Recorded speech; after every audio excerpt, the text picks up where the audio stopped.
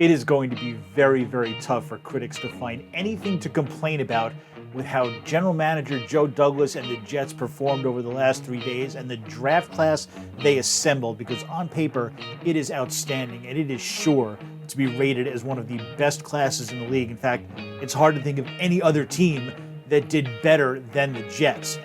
Granted, it's hard to mess up 2 top 10 picks, and they certainly didn't, getting the lockdown cornerback in Sauce Gardner, getting a number 1 receiver in Garrett Wilson, but it is really what Joe Douglas did after that that made these 3 days so special. Some general managers will just sit back, accumulate picks, try to get as many good players as they can.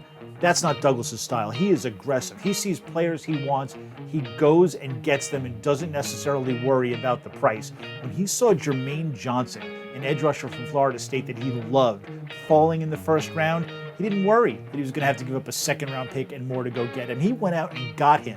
Ended up with a third top 8 player on his board. He got him all the way down at number 26. When he saw running back Breece Hall starting to slide, he tried to do the same thing, tried to get back into the first round to get him.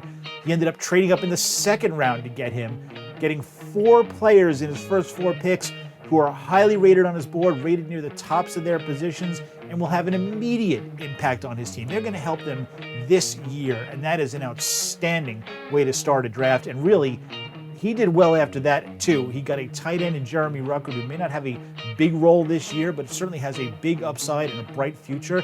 He got a developmental offensive lineman, and you know how he loves those. He wants to keep churning those linemen out.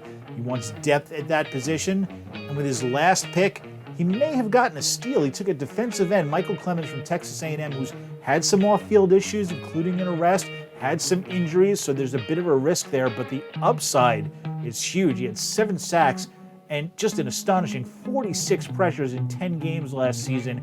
He could be sneaky good as part of their edge rusher rotation if he can stay out of trouble and stay on the field. So all of these picks could help the Jets. All of them have big upsides. All of them had great value. Seriously, what else do you want in a draft class? What else do you want from a general manager? We'll see how it all works out. There have been good draft classes before that didn't quite work out on the field, but on paper, this really looks like it's one of the best drafts the Jets have ever had.